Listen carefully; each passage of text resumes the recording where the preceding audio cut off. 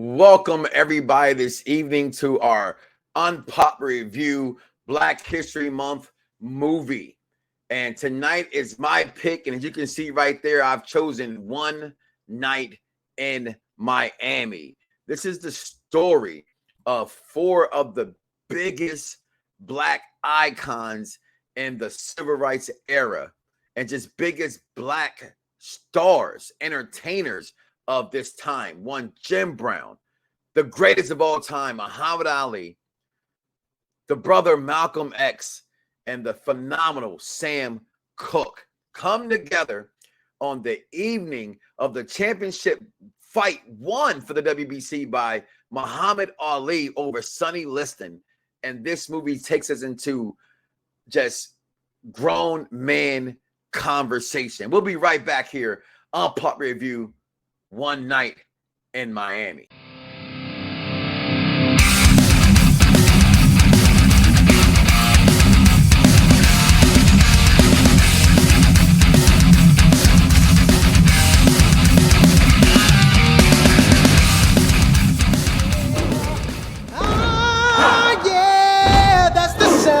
The men working on the joined tonight by two of my brethren here on the Unpop Review. I am joined by my man Vic, as well as the executive consultant. Hey ho down below at the bottom. How you fellas doing this evening? Great. You know, I am fantastic, wonderful, excellent, marvelous, and stupendous all at the same time. Why? Because I'm here. Why are you stupendous, you ask? Because I'm here. Well, there it is. Well, One Night in Miami is the directorial debut of one Regina King as she comes together to put together this classic movie, as I've already mentioned, on the night that Muhammad Ali, Cassius Clay at the time, becomes what makes him come out and says he's becoming Muhammad Ali, as well as Sam Cooke in this movie, played by Leslie Odom. Sam Cooke, one of the biggest singers of his generation, as well as, if you don't know who brother Malcolm X is, I think my guy Kinsley Deer plays him very, very well in this movie, as well as my man Voodoo. I always call him Voodoo from Friday Night Lights fame. You know him from Black Hawk or Hawkman, or as MC Ren and Straight Outta Compton playing Jim Brown. This movie is just simply marvelous. One Night in Miami is based on the actual events of the occurrence of February 25th, 1964, between Malcolm X, Cassius Clay, Sam Cooke, and Jim Brown, as I just said, as they all met up together at the Hampton House Motel in Overton, Florida, following Cassius Clay's Muhammad Ali's victory over Sonny Liston. Though the actual discussion of the evening is unknown, Clay announced his conversation to the Islam following the next day, and that's where the movie takes place. So this is pretty going off of one man's assessment of that night from Muhammad Ali's tellings of what he said happened that night. So although we know this all came together, these brothers all took place, we're not completely privileged to the conversation that took place, okay? So that's the only historical thing you take away from it. I still say take that with more than just a grain of salt. Muhammad Ali is known to be a flashy guy. He's not one known to be someone who is a liar. And so this movie takes place, and it's full of ambition, grown man talk, honest talk. I feel that no one, just to me, just to put it into a little light on the spin, if you will, if you're a fan of the Marvel movie franchise, it's Civil War all over again. It's Tony and it's Captain America. Nobody's really wrong. Both have great points. It says where your loyalties lie more. And this movie depicts all of that. From, is it time for Muhammad Ali to come out and say that he's Muhammad Ali? Malcolm X wanting this to come out and for him to come out and follow him in this moment. The conversation between brother Malcolm X and Sam Cooke about how he's making music for the white man to prosper off of his good thing. And he goes, in his mind, though, Sam Cooke's like, I've made songs that Bobby Womack, 94 top Billboard R&B list, but I give it to the Rolling Stones, and it's number one. Guess what happened 6 months later? Bobby Womack's rich, and he's making money. You know what I mean? So it's a lot of different variables and sides of this movie of where you lie and where you take place. So as I was glad that we were able to do this during this Black History Month segment here on Unpopular Review. Make sure you guys like, follow, subscribe, hit the little bell notification in the bottom right-hand corner. That way you know when we go live. Okay, and check out all the shows here on Unpopular Review and our sister network as well, Unpopular Review Wrestling as well. But I look at this movie. I had already watched this movie. I picked it again because I thought the historical references in this movie would be important during this time, and we had never done it here on Unpopular Review. So, Vic, your takes on this movie, One Night in Miami. Well, I got mixed feelings because there's a lot of things that haven't changed. Malcolm X is basically fighting a war of truth against people that are only seeking individualistic pursuits. So, and which is one of the biggest problems that we have in this country, is that we've lost our sense of community on all fronts, in my opinion. And I think that is above race. However, one thing that Malcolm X was trying to do is that he was really pushing the narrative of Black nationalism and pushing the narrative of the fact that we can speak now. We don't have to watch our tongues. We can use our platforms to speak our message. But then one thing that Sam Cooke was really trying to highlight was like, listen, that kind of stuff gets you killed. And it makes sense because the two people that ended up surviving the 60s were Muhammad Ali and Jim Brown. Jim Brown is the only one that survived all this time. And mind you, shout out to the Cleveland Browns because they did a little documentary about this whole thing, with him actually going back to the hotel, to the place of where it all happened 50 years later. So that whole thing was really, really interesting. But I really, really like this because the entire exchange between Malcolm X and Sam Cooke was incredible. And I think that is something that happens today. We have a lot of people. I mean, look, somebody like Kevin Samuels, somebody like Dr. Umar Johnson, they have a lot of things to say, but then they also have a lot of critics and detractors for many reasons. But their whole message is a message of bringing out the Black family. And one thing that I noticed about all of those gentlemen in that whole space is that Malcolm X was the only one at the time who had a family. Muhammad Ali was very young. He's heavyweight champion of the world, and everybody else was single. From the beginning, they went in there looking for a good time because they were seeking selfish pursuits. Jim Brown never stopped seeking selfish pursuits. And he ended up becoming a very big figure. But the reality of the situation is just that, look, he went to Hollywood, stuck with Hollywood, and look where he's at now. In his 90s, still on his William Shatner right now, basically. But I loved this movie. There's so many quotes, there's so many things in here that were just amazing. Seeing Malcolm X get pissed off like that after being called out like that, especially being called out for things that he's been called out for years after the fact, just in conversation that people have had, and just having that highlighted here in this movie was very, very interesting. Like, I'm probably gonna go as far as saying, like, right now, this is one of my favorite Black History movies. I love that part when he came out and he challenged him. Mm-hmm.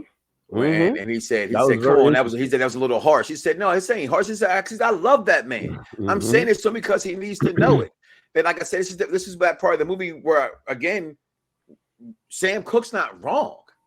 Mm-hmm. You know what I mean? That's his belief. That's how he thinks he can get over. That's how, to him, he's sticking it to the man, if you will, so to speak. Executive consultant, hey, ho, ho. I know this is a movie you did not pick to come on, but you got a chance to come around and seeing it. I mean, to me, the historical moments in this picture here is in itself. And I want to say some of my man who plays Muhammad Ali. What is his freaking name? Ellie Gore. I saw Will Smith's rendition of this of Muhammad Ali. Gore. Eli. I thought he did a tremendous job Mhm. as Muhammad Ali in Facts. this movie. Absolutely phenomenal. Yes. Absolutely. Go ahead, executive consultant. I appreciate Mr. Knox for stepping up in the middle of musical month and say, hey, we need to do Black History movies because it's February. We need to do Black History movies. I appreciate that. I think I said something about that last year, actually, if I remember correctly. But I appreciate that. I appreciate Vic. And this is something that's coming from a very egotistical guy. All you viewers who watch me for years know that I'm a very egotistical guy. Vic is probably one of the few people on this one hand that I was considered to be more intelligent than I am, right? Why do I say that? I use one of Vic's lines. Vic's a teacher. Why do I say that? I say that because listen to what he said about 3 minutes ago, right? All that he said was super intelligent, right? I don't have it in me. I appreciate that. What I don't appreciate, because I don't appreciate, I don't care how serious this is or not. I don't appreciate the fact that I had to watch this movie. I don't. Why? I don't care about the 4 historical figures. I don't care about that. That's not my bag, as Austin Powers would say. That's not my bag, baby. Do I like Sam Cooke? Yes, I do. Do I like Muhammad Ali? Yes, I do. Do I like Jim Brown? Do I like Malcolm X? Yes, I do. I do like them. Do I need to see them in a hotel that's not really in Miami? No, I don't. Right? And I appreciate the historical figure behind it. I do. I do. Trust me. I do. So curse me all you want. I do. But when I watch a movie, and I say this all the time, and this is the part where half of y'all will respect me. When I watch a movie, I always say the same thing. Does it entertain me? Spoiler alert. Does it entertain me? I wasn't entertained. And that's what I watch a movie for. Does the movie give a lot of good points? Did I see a lot of good conversations? Did I see some stuff that I did not know? Hey, granted, I did not know a lot. I don't know too much about Sam Cooke like that. I've heard a lot of his music. I know some of his stories, but do I know a lot of it? I learned some stuff about Mustafa. Not Mustafa. Oh my God. Muhammad Ali that I did not know about. Shout out to Gorgeous George. You heard? Exactly. I was shocked that I was impressed. Gorgeous George is responsible for all of that. I love Gorgeous it. George he does not get the recognition he deserves. But anyway, that being said, but entertainment-wise, I wasn't. This was not interesting to me. This was a bit of a drag to me. But don't get me wrong. This is not me to pacify or to try to make light of the situation. This is coming from the heart. This is what Chris does. I'm glad I watched this movie because this was an element. This is another reason why we do what we do here at Unpopular Review Entertainment. Because if this man, right, I'm giving the Police Academy treatment. You're lucky I don't blow your face up on this thing. Did not sit here and speak up. Shout out to Malcolm X. If this man did not sit up and speak up, I would have never seen this movie because realistically speaking, I never even heard of this movie until he said it. So as much as I was not entertained, bad promotion. And I got mad the fact that you picked it. I did not know about this movie, and I would have never watched this movie. But I'm happy I watched this movie, and it was because of this man. So thank you. Only Mike. Only person in UPR that's more egotistical than me. Only Mike. Mike, do you have a take, or did you already take a take? Listen, we're going to take a break. We're going to come back and pay some bills, come back, give our thumbs up, thumbs down, our final reviews, as we already heard them. But, hey, that's how the way the process goes. So, hey, we'll be right back, guys. We have Musical Month as well coming up. So, hey, check us out. Good morning, good morning. It's great to stay up late. Good morning to you. I'm singing in the rain, just singing in the rain. What a glorious feel, and I'm happy again.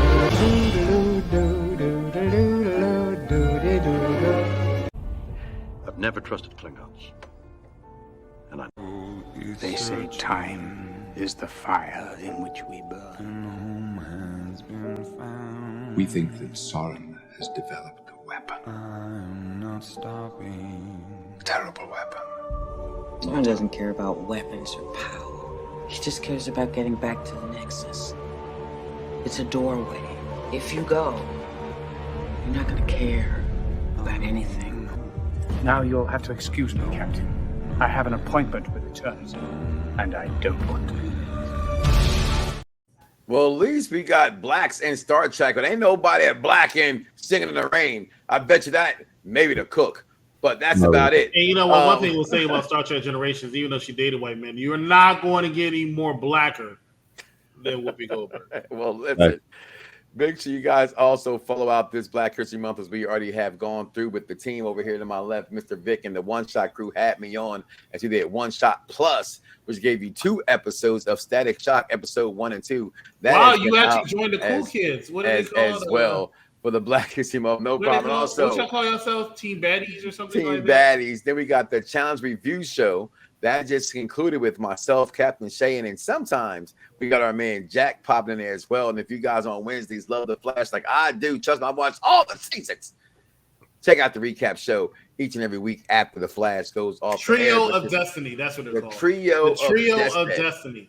I can't say it. I'll get canceled. But we got if content is your thing, ladies and gentlemen, please make sure they subscribe to us on all of our channels here at Unpopular Review, Unpopular Review Wrestling, Unpopular Review Entertainment, Unpopular Review Sports, maybe, Unpopular Review Gaming, Mike Knox channel, See the Superior, Unofficial Camera Woman. We have a lot of channels and we have a lot of content coming at you each and every single day right here on YouTube.